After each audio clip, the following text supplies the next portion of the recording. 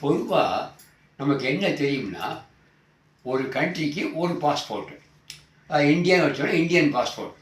அதில் different colours இருக்கும்.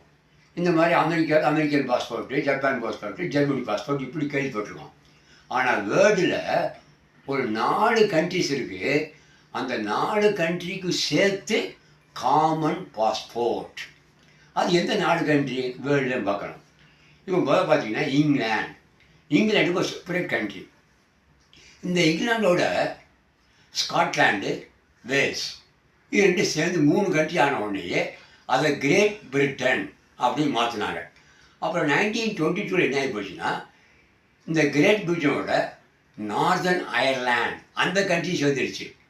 அப்போ அதுக்கு பேர் யுனைடெட் கிங்டம், யூகே. அப்போ இப்போது யுனைடெட் கிங்டம் அப்படின்னு சொன்னால் 4 கண்ட்ரிஸ் இருக்குது.